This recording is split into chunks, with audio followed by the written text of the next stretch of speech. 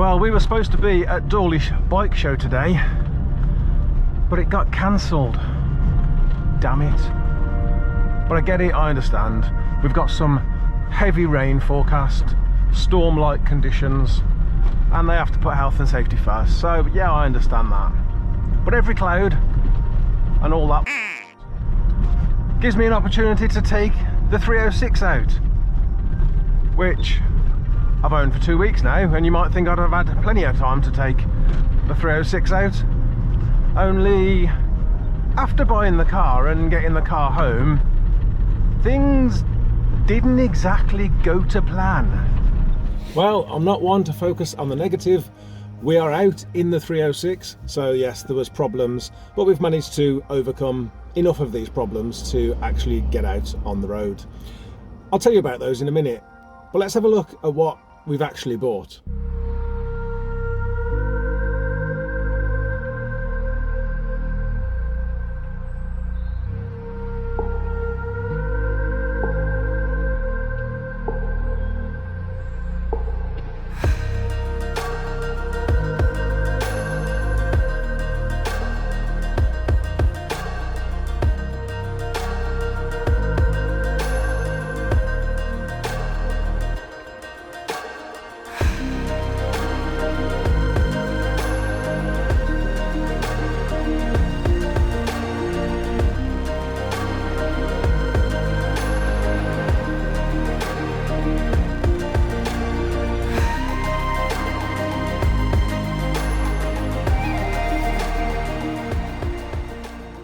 So for those of you that don't know, he is a 2001 Peugeot 306 Meridian 5-door with the HDI 90 engine. Although I suspect that 90 might be a little bit higher. Either I've forgotten what the torque curve of a diesel is like, because I'm so used to driving petrols now, or someone's been poking around inside the ECU. He may have been mapped. I can't say that he's been mapped, but maybe I'll get him on the rollers at some point and find out for sure if he really is a 90 or whether he's been mapped. Well, he definitely doesn't have his original seats, although I'm quite partial to these seats. I quite like these seats, but yeah, they're not the originals. The interior still needs a clean. I've already cleaned it once. Exterior needs a clean as well. To be fair to the guy that I bought the car from, he did clean the car before I picked it up, which was nice. But I suspect it needs a little bit more than a bucket and sponge, the sort of thing that you do on a weekly basis. Yeah, at this point he probably could do with a damn good polish. Not that he looks bad. I mean, he looks pretty nice on camera, I must admit. And again, previous owner had those alloys refurbished and they do look the business. But yeah, I'll probably give him a polish at some point. And the interior, oh my gosh, I've got to say, the interior was terrible. I've spent 7 hours in this interior cleaning and it's looking pretty nice now, but I'm not finished yet. So what exactly didn't go to plan then? Well, the journey back was fine. I got to drive through Hereford, Monmouth, down to the Severn Bridge and across, and then another 100 miles or so on the motorway. And this car sits on the motorway so comfortably. It'll sit at 70, it'll probably sit there all day long. There was no wheel vibration, absolutely nothing. It was smooth as anything on the motorway. So the journey back was actually fine. It was after I got back that things started to unravel a little bit. The next day I decided to check the spare wheel, make sure I had one, that it had air, which it did, which was nice. It's not the right wheel, but it'll do and it fits. And then when I'm putting the wheel back under the car, I noticed the brake pipe, the actual solid brake pipe where it goes into the flexible pipe, it passes through a bracket, and the bracket's meant to be bolted onto the bottom of the damper mount, and it wasn't. It wasn't bolted on there at all. In fact, somebody had forgotten to bolt it on and chosen instead to cable tie it on. I can only imagine that they didn't have the right size socket, because why would you not just take a nut off and bolt the thing back on? So we had to fix that. And whilst we're under there, I noticed that one of the brake pad retaining pins was missing, which didn't surprise me really. People forget to put these in all the time.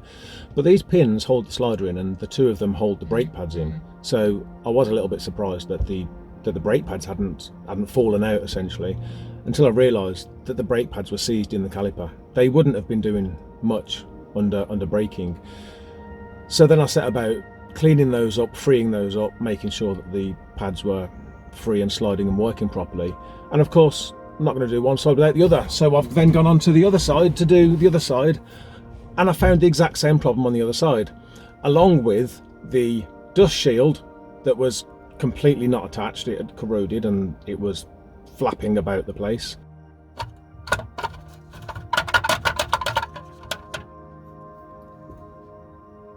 And part of the brake caliper was actually loose.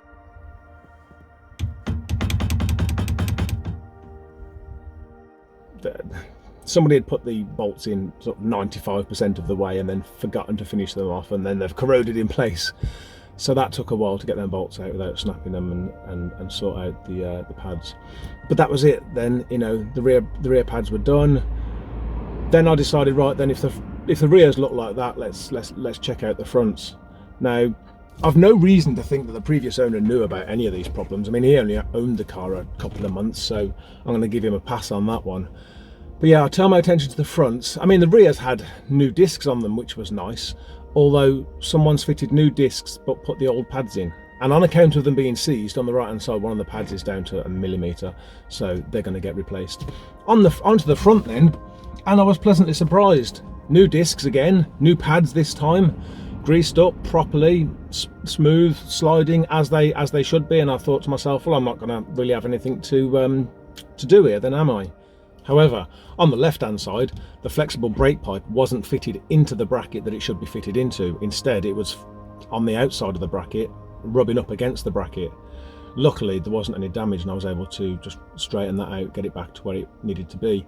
And on the right hand side, one of the ABS wires was rubbing up against the bodywork. But again, that seems to be somewhat of a new thing, so no damage there either. I managed to straighten that out. So the moral of the tale there is, if you're going to buy a second-hand car, get it checked out, particularly its brakes, because you never know what it is that you're driving on. And then I noticed, whilst I was under the front of the car, that the bottom lip of the front bumper had 3 bolts missing out of it. This is what you're buying when you're buying a 20-year-old car. You're buying stuff like this. Luckily we had the bolts, so I've bolted that back in place now anyway. But it's not all doom and gloom. There's a lot of good things about this car. First of all, it's a Peugeot 306, and I'm absolutely over the moon to be back in a 306 after getting rid of my last one about 8 years ago. But yeah, it's got some good things about it. Like I say, new disc pads on the front, new discs on the rear. The wheels have been refurbished. On the fronts, the lower arms have actually got poly mounts. The P bushes and the other bushes are actually poly. Previous owner did tell me about this actually, so it was nice to see them in there. So that's good. And there doesn't appear to be any corrosion on the vehicle at all underneath, which is nice. And I've checked the usual, the rear wheel arches are where these go. I've checked both of those and they both look nice as well. The horn was full of water. That was a funny one. It had been fitted, I'm not sure, they're meant to point down or backwards. They're certainly not meant to point upwards, because then they get full of water, which is exactly what happened with the horn on this car. And because of it, the horn's gone rotten, and when I tried to bib the horn now, it's quite comical. It's quite embarrassing actually.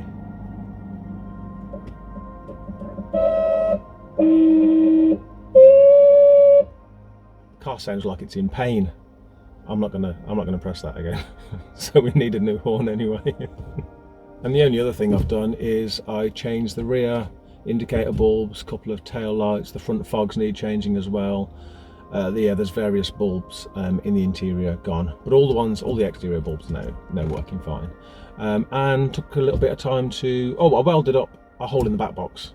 That needs changing, but for now I've welded it up so it's not blowing. What else was I going to say? Another thing I did was debadged the rear, just to give it a somewhat smoother look, which is nice. Plenty to do. Going to get the polisher out, get the paintwork as good as it can be. It is 20 years old, And other than that, yeah, I'm just going to drive it. But because I haven't been driving it, of course I haven't started Lexi's work yet either. But I did speak to Pug One Off the other day. They're going to do my cylinder head for me. I'm going to ship that up to them. They're going to do the skim, recut the valves, valve guides, etc. And now that I'm driving this, yeah, I can start on the Lexi work, and I can enjoy driving this car finally.